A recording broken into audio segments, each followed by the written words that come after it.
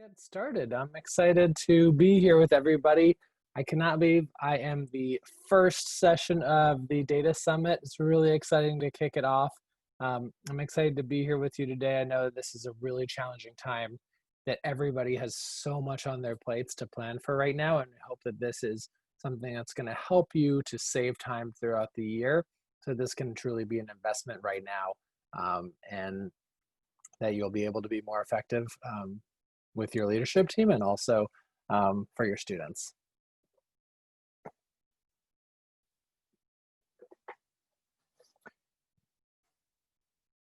Preeti, do you want to go ahead and say anything?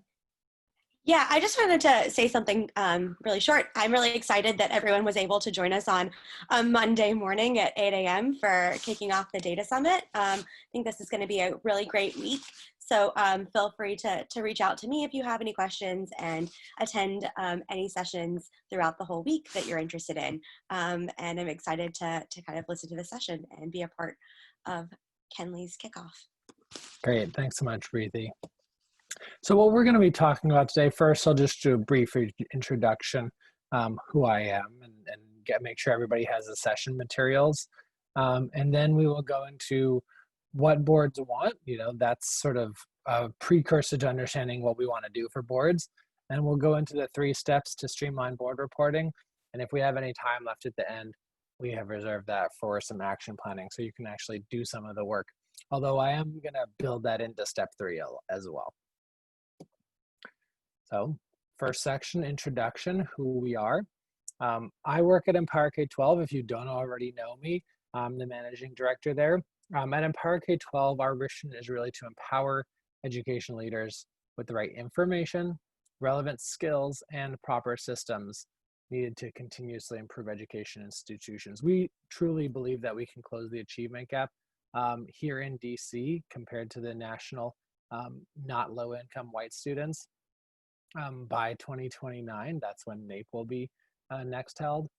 And we think that the way that we need to do that is by rapidly reflecting and improving our schools. So to do that, we build data systems and dashboards. So that's just like making data more accessible. That's the system part. We work with teachers and leaders in multiple schools to bring them together to work and learn improvement science. And then we also highlight what's working in DC through our bold reports. If you can see me, I have my bold shirt on right now, trying to represent, highlighting schools that are beating the odds and serving at-risk students and students with disabilities. Me personally, I love math. Hopefully this is the Data Summit. People get that joke right there. I started in education because I was in the Peace Corps in Kenya, where I started a running group for students, which is fortunately still going on today that I manage. But when I was in Kenya, I saw that, When I was in Kenya, I saw that all students were really struggling with opportunity. They were working really hard, but they didn't have a chance to go to college or to get a good job. And that's the same challenge here in the States. Depending on your zip code, the color of your skin, not everybody has equal opportunity, even though for many, this is the land of opportunity, it's not equal. So that's the same challenge that was in Kenya, and that's what I really, really care about, the opportunity gap. I got my MBA at the Yale School of Management. I am a father of 2 daughters. We do really like to eat ice cream on the boardwalk, which is not super easy right now. I worked for 8 years at E.L. Haynes doing everything from operations to data strategy, compliance, pseudo guidance counselor. I've done a lot of things when I was working at E.L. Haynes. So that's me. We are going to jump into downloading the session materials. If you have not done so already, it should be in the Whova chat. And you should go ahead and go to tinyurl.com/streamline board reporting and download the handout. There's 2 documents in there. One is a PDF of this session.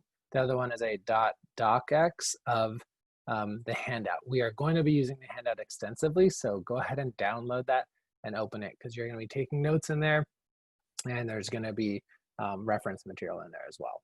So I'll give you 1 minute to download that. And if you're having any challenge with that, put it in the Whova chat.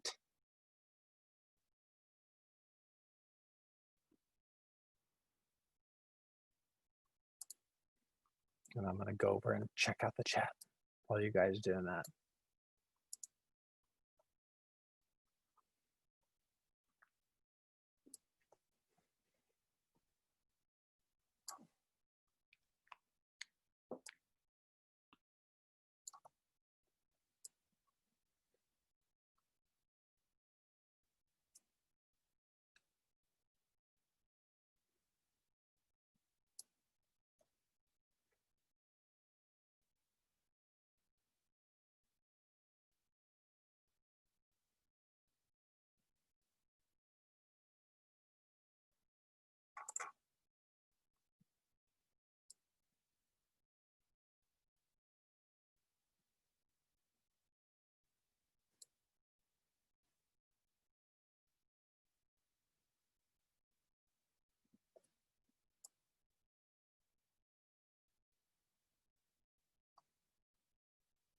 All right. I hope you all are still with me. I hope you're able to download that.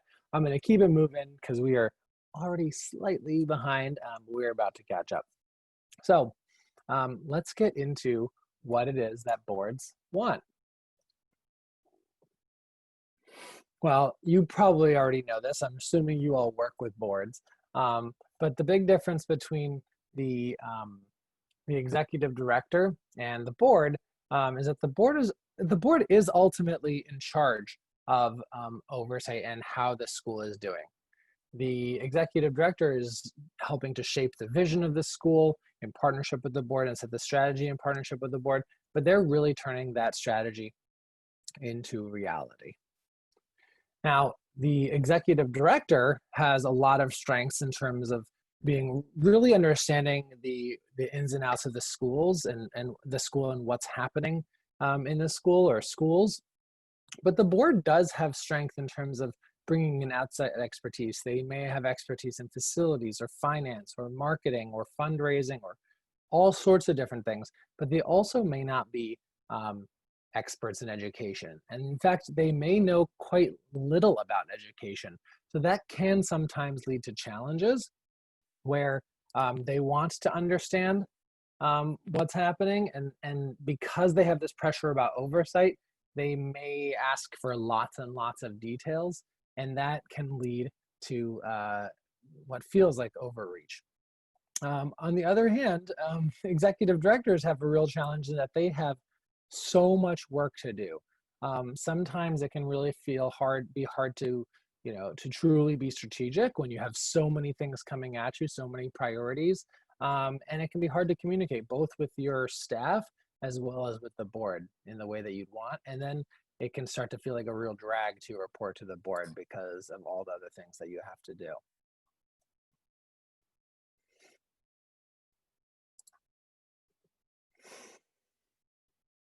So what we want to do in order to bridge that gap a little bit is start with an activity where you're going to be thinking about what it's really like to be on a board. So if you haven't already been on a board yourself, you can think about a time when you had to support someone or hold them accountable when you were not directly in the work. Now that could be if you were supervising somebody, especially like a senior team member who has more autonomy and you want to really give that space to. If you serve on a board, you may have experience with this, or it could even just be if you're supporting a friend in a different organization. What you're gonna do is you're going to, in the handout, again, that's tinyurl.com/streamline board reporting. It's in the Whova chat in case you missed it.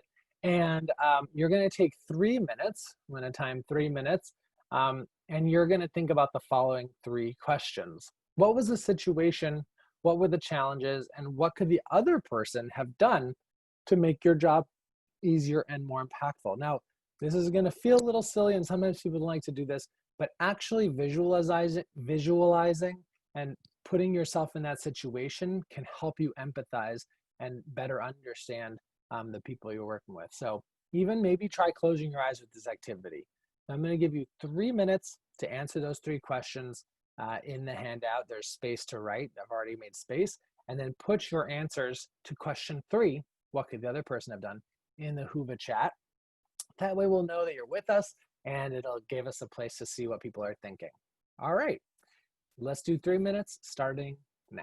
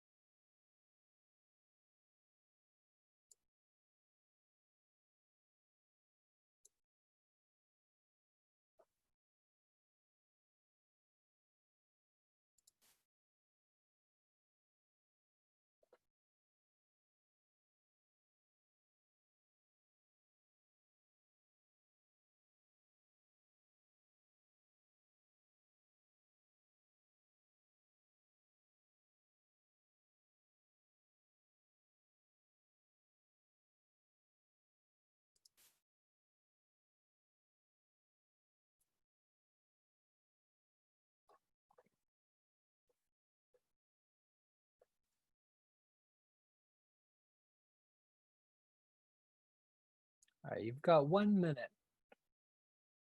If you're not on question 3, jump down to question 3 and put your thoughts in the chat box.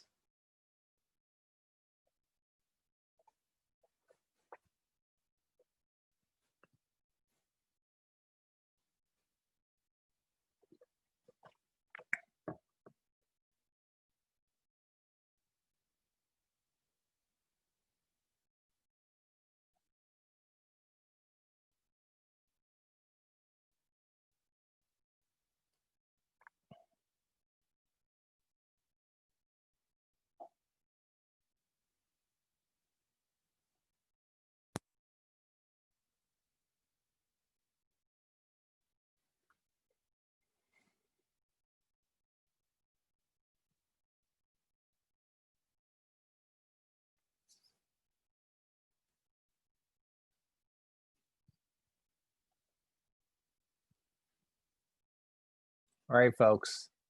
It's been 20 minutes. I'm not seeing anything in the chat box, people. You gotta work with me here. If you don't know how to get to the chat box, let me just show you real quick. If you can see my screen, normally the presentation would be here, or you can make it full screen. Get out of full screen mode when you're looking at the presentation in Whova, and on the right-hand side, you see the chat. I know you guys are with me. I know it's 8 o'clock, but that'd be great so we can see what you all are thinking and we can share and learn from each other. All right. So what does a board actually want? There are 2 main questions that a board has, which is, are we going in the right direction? Because if they're responsible for the overall progress of the school, that's a critical question for them. The other one is, how do I know the leadership team is able to handle the challenges that they're thrown in them? Because I'm not there with them, so how do I know that they're actually going to be able to handle it? And the ways that you can help to ease those questions is to really agree on goals in advance and to review the data that says that you're doing all right. And in terms of like the trust question, if you really help them to see your process, your thought process, how you think about challenging questions, how you communicate with staff, then they're going to be more comfortable stepping back because they understand what it is that you're doing. Okay, and if you have any questions, feel free to throw it in the Q&A or the chat on Whova as well. So we're going to go into actually what are the 3 things you can do to streamline, what executive directors can do to streamline board reporting. The first 2 really go together. It's proactively talk to your board about goals and reporting, and then create a calendar with consistent reporting year after year. These are so important and they go together because if you can talk about things in advance, 1, you understand their needs and concerns, but 2, if you're talking about what you need to see over the year, your staff are not going to scramble to put data together for you. You're not going to be surprised, and the board is going to feel more at ease because they know when they're going to have the answers that they're interested in. The other part is really about the window into how you're doing and what you're thinking about.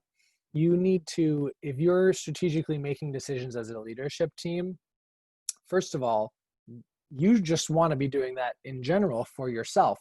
But if you are acting strategically and you're communicating that with your board, then they're really gonna be able to see what you're doing and they'll be able to trust you more.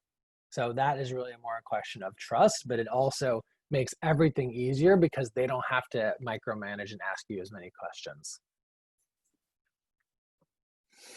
So step 1, proactively talking to your board. What we're going to do, we're going to take 5 minutes, and you are going to actually draft an email to get started with this work right now. It is Monday morning. You can feel productive because you're already going to have drafted an email. This is about having an initial conversation with your academic committee chair before other board meetings start. It's important to send it now because board meetings will be starting once the year starts and you will get too crazy. So have a proactive conversation right now. In the handout, there's resources on page 2. Let me flip over to the handout so you can see this was activity 1. On activity 2, the activity is explained at the top again. You're just going to take 5 minutes to draft your email and you're going to think about who you're going to include, what's the goal of the meeting, and a draft agenda. I have already put a sample email right here. All you need to do is, you don't even have to add an intro right this second. Read over it, edit it, write in this Word document if you want to. I've put a sample goals for your kickoff meeting with your academic committee chair and a sample agenda that you can already use right in your email. This is already drafted for you. Take 5 minutes and tailor this to what you want it to be. And if you even get a chance, go ahead and send it off to maybe your academic committee chair, CC, or bring into the meeting anybody in your organization who really works and pushes strategy so they can be part of that as well. All right, unless there are any questions, let me take a look at the Whova chat. No questions. All right, we're gonna give you 5 minutes. During that, I'm gonna review some of your answers in the chat from before. So 5 minutes for this email, starting now. Go ahead and ask questions in the Q&A or the chat first if you need to.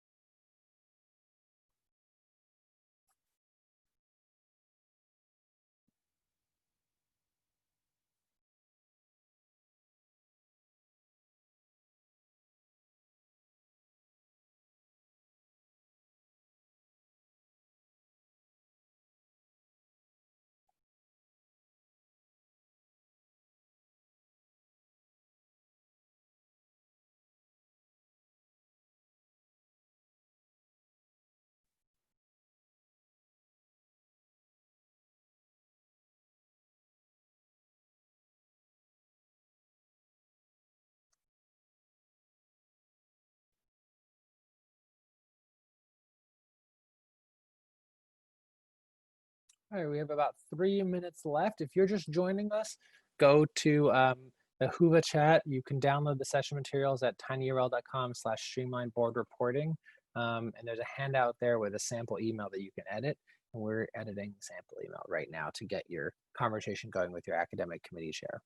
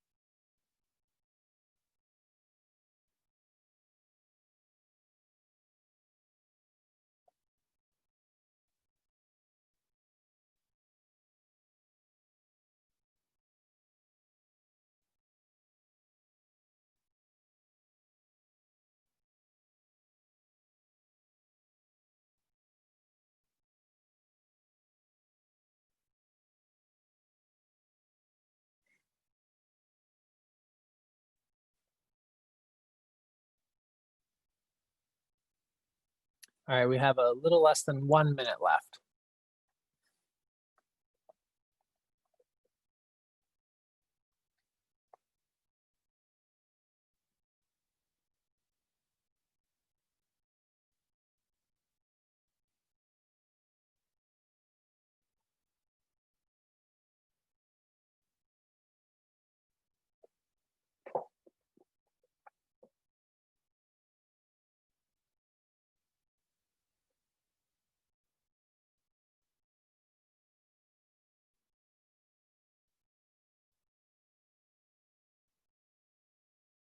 All right, 5 minutes is up. Hopefully we'll have a couple minutes at the end for you to be able to finish up those emails and go ahead and send them. I do want to appreciate the people who sent in chats from the previous section. I am seeing them now. Thank you for that. I do want to comment about them. They had some really good points. So I'm going to go back a couple steps. One person, Shannon, thank you, Shannon, and congratulations on being the executive director now at DC Alliance. We're really excited about that. Be more upfront about issues and struggles. That's advice about if you're working with the board. Totally couldn't agree more. I put this tip, which I glossed over on this slide. If you try to gloss things over or sugarcoat things, your board is going to lose trust in you. You got to be as transparent and balanced as possible. You don't want to tank yourself and just say you're doing poorly, but you really need to show that you're being objective and you're analyzing things effectively for your board to trust you. So thank you so much for that. And Zach, thank you for your comment as well. Definitely understanding, Jack says that you need to try to understand their true needs and questions. Really, really helpful as well in sharing that communication. Those go really to this proactively talking to your board about goals and reporting, as well as the strategically making decisions and then communicating that effectively. All right, so number 2, the second step you can do to streamline board reporting, which really goes hand in hand with that first one, the proactively talking to your chair, the committee chair, is creating a consistent calendar. This is going to let people know what to expect throughout the year so that they're not wondering and guessing and everybody can feel more at ease. Now, there's a couple aspects that you need to think about when you are creating that calendar. You want to cover the main categories that you need to look at. I've created, you can create however categories you want, but I've created academics, culture and SEL, staff, and operations as the main categories for the measures we're going to look at in a second. And all of these should really be looked at with an equity lens. You should get used to cutting these by at risk, not at risk, students with disabilities, students without IEPs, EL students, race, so you can be looking at and finding those gaps as well. And then there is a choice where you can report the data just as it becomes available each month. You're just reporting about the data that's available, or you can sort of save it up for a quarterly meeting. That depends on the preference of your staff and your board.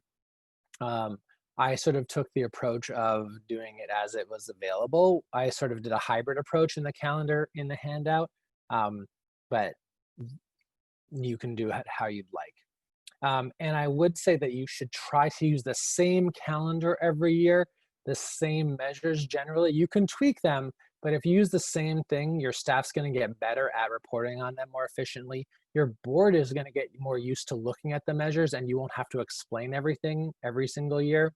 So that is really helpful to improving the communication with your board. They know what to look at much more quickly. And if there's any data staff on here, use scripts, use templates to make sure that your metrics are being calculated exactly the same from period to period and year over year so that they're comparable. So in your calendar, we're not going to go over this in depth. You can look at this on the handout when you have time. But I have tried to make a comprehensive set of measures that you may want to look at. Again, you should cut these by subgroup. This is comprehensive. You do not, and let me rephrase, you should not use all of these on your board dashboard. This is too many things, but I wanted to give you a lot of ideas and try to be as comprehensive as possible so that you can then narrow it down for your own particular needs. And in the handout on pages 3 and 4, there's a more, it's basically the same list, but more broken out by category and arranged slightly differently that you can take a look at. I will say that there's an important idea that you should be looking at leading indicators throughout the year. And then the outcomes and the accountability stuff is okay if it's only once a year, because you know, you have the leading indicators to give you a sense of if you're doing all right. So that's another thing as well.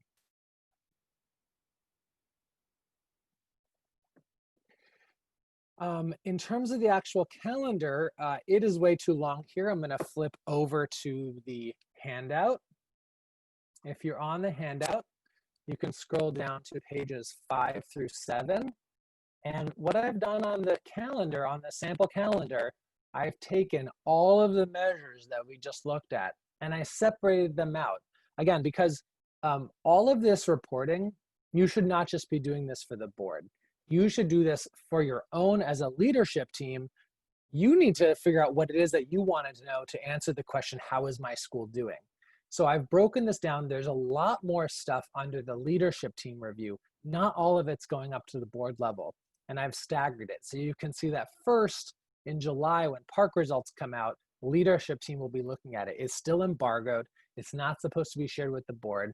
In August, the board is going to look at a lot of these high-level metrics that come out over the summer if you have an August meeting. Obviously, if you have a September meeting, you may want to push to September. But if you have a retreat, this is a great time to get into your biggest picture level outcomes so that the board can understand what happened in the previous year. But this is how the calendar is generally structured. Leadership team review, and then board on the other side. I will point out September, I've highlighted a lot of measures that are ongoing. These are regular measures that can be looked at even weekly, but I've put them at a monthly cadence. You can look at them more frequently as a leadership team if that's something you want to do. These monthly measures like leadership walkthroughs, if you use a rubric for your leadership walkthroughs, looking at that data, teacher observation, standards, what the progress students are making on standards, All these things are monthly measures, and I've just repeated that throughout as monthly measures instead of repeating them all the time. So it can seem somewhat overwhelming to look at it like this, but normally these are broken out by teams, and even on your leadership team, some people will have responsibility for some of these measures, and other people will have responsibility for other measures. So it shouldn't be too much for you to be looking at these things, as long as you're, again, proactively looking at it and setting up a calendar and understanding when you're going to look at what.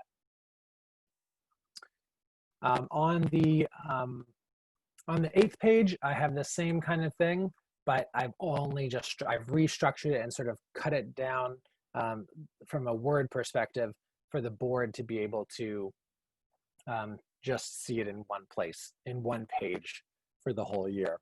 Again, this may be too much. Feel free to cut it down.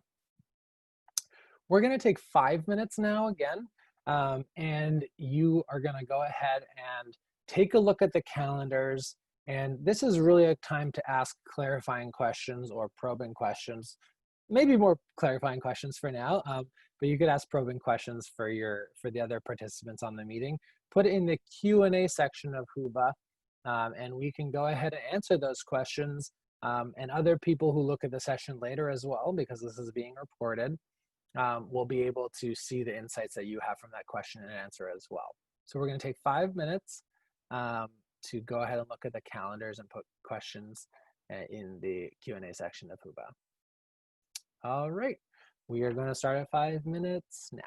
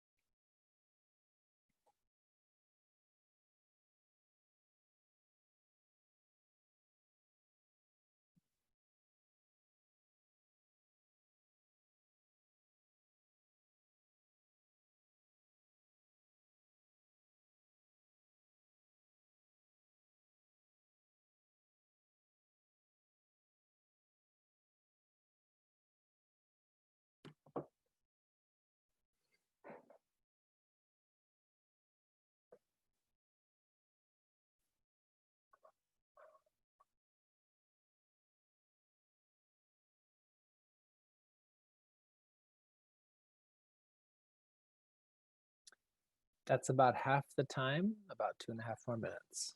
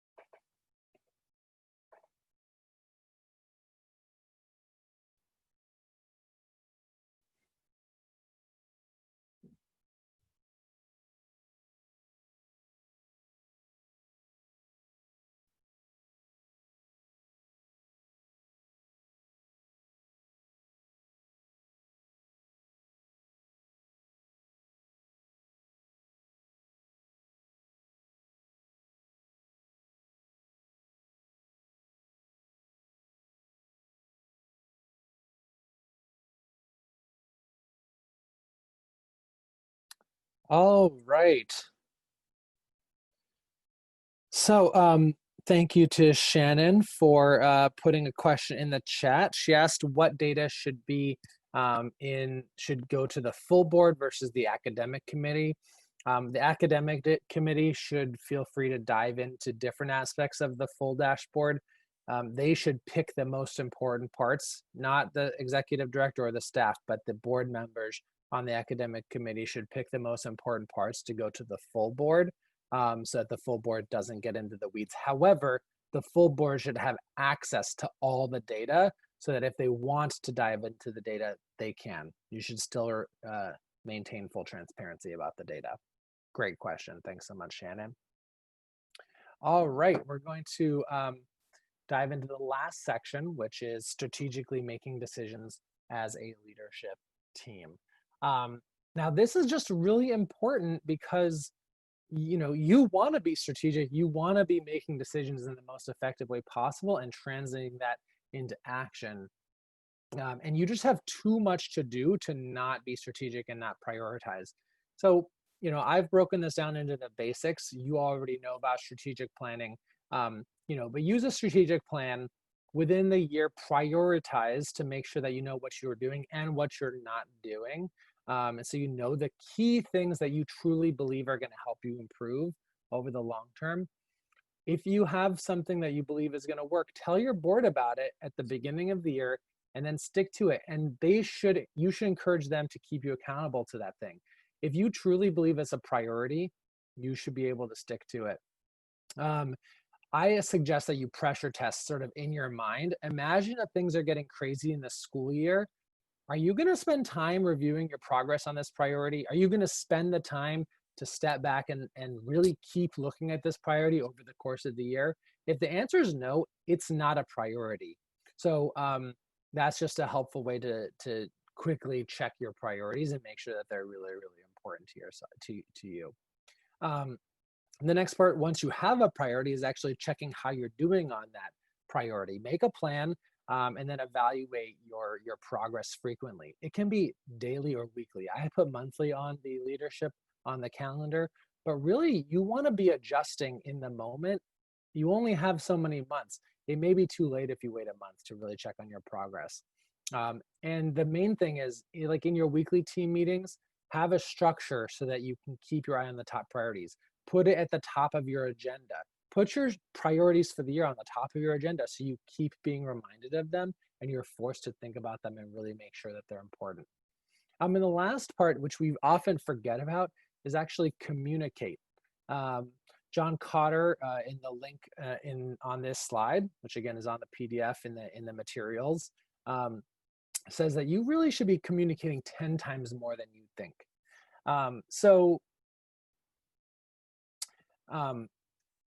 Just as a recap, you really want to do this for you.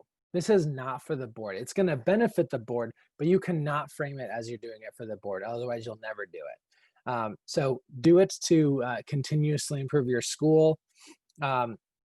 Utilize board reports to push and reflect on your progress and also to communicate how you've done.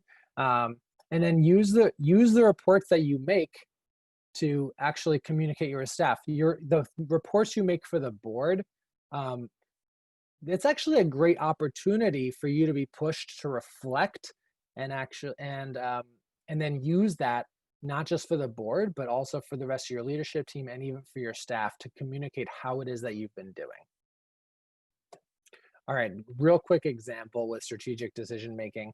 Let's pretend your strategic plan has relevance, rigor, and relationships. Very common pillars of a strategic plan. In your first year, you may want to establish a clear and strong vision about teaching at your school. And the way that you're going to have a sense about that is every teacher should be able to explain the 3 pillars of great teaching if stopped in the hall. And you should actually encourage your board members to come by and talk to teachers without go and of course not when it's inconvenient for teachers, but to actually talk to teachers and ask them this question without being prompted, if this happened to be your priority. Then you're going to want to do frequent reviews. For example, you may want to look at feedback survey or exit ticket from a training that you do at the beginning of the year. This is just one example. And then in your communication, you would build in the 3 pillars into your weekly check-ins. Like all of your leadership team's weekly check-ins with staff could have the 3 pillars about what great teaching looks like. They can be included in every staff weekly email, and shout outs at team meetings. So this is just a quick example to bring to life what I'm talking about here. Again, you probably are already doing this. You probably already know it. So the real question that we want to dig into today is, what is standing in your way? If you already know how to do this, what is standing in your way? Now,